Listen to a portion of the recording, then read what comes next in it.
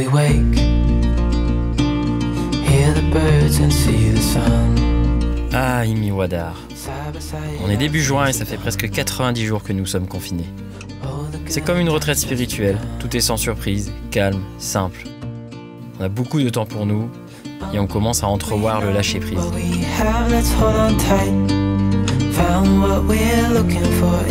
Pendant ce temps-là, nos amis rentrent tour à tour en France.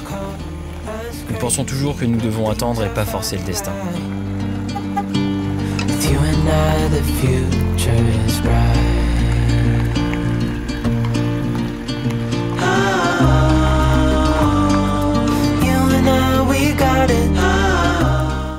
Alors on continue de profiter de l'instant présent, avec tout ce que le Maroc a à nous offrir. Franchement, on y prend du plaisir.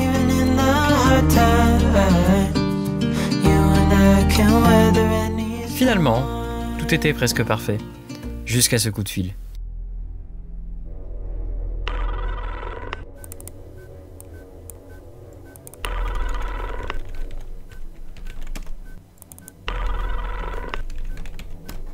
Allô ?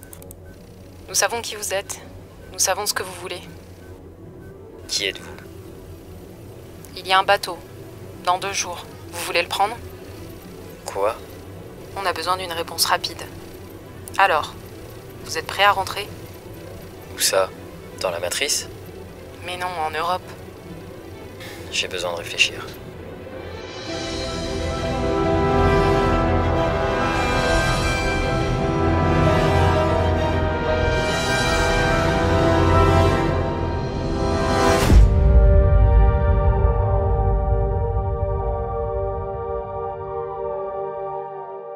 Alors là, on est complètement paumé. On adore cet endroit et on est capable d'attendre le temps qu'il faudra. Mais en même temps, l'Europe s'ouvre et nos désirs d'aventure sont toujours omniprésents. À ce moment, on a l'impression de marcher dans la brume et de ne pas vraiment savoir où aller. Et pourtant, malgré cette brume, les pêcheurs d'Imi Wadar continuent leurs activités sans aucun problème. Bon, la décision est prise. On part. On apprend le lendemain que les 4 Ambaroud ont eux aussi récupéré un billet pour le retour en France. Du coup, on va voyager en convoi à la vitesse de la caravane Marcel.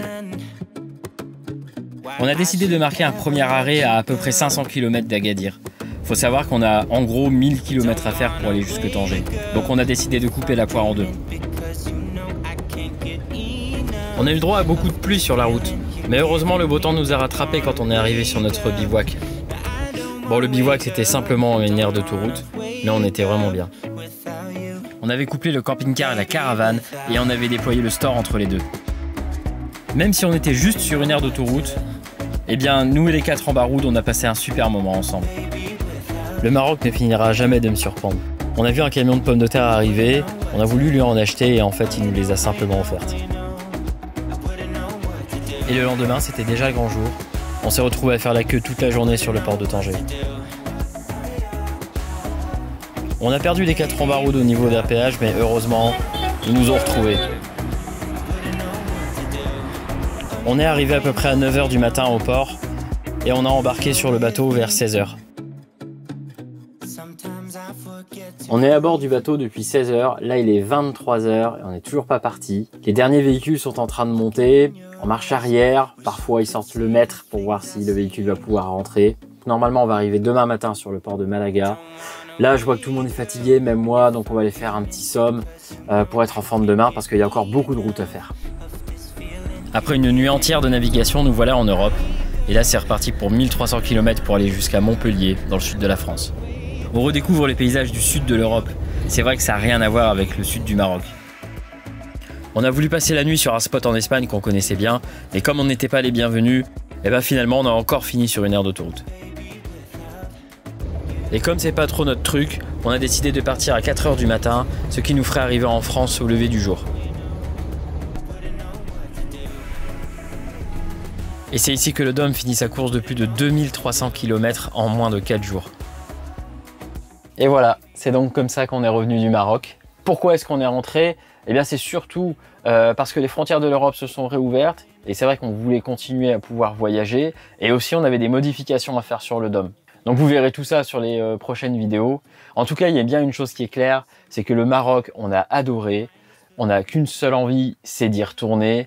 D'ailleurs, on aimerait bien y retourner. La prochaine fois, ce serait éventuellement pour aller dans une ferme ou aller aider, faire ce genre de projet là. Ça nous intéresserait vraiment. Donc si vous avez des idées, n'hésitez pas en commentaire. Donnez-nous vos idées. Ça a été une super aventure. En plus, on était bien accompagnés parce qu'on était encore avec les 4 ambarouds. Il y a vraiment de belles amitiés qui se créent lors des voyages nomades. Dans la vie nomade, on fait beaucoup de rencontres qui sont souvent éphémères. Mais par contre, quand on crée des amitiés, elles ne le sont pas. Bombaya!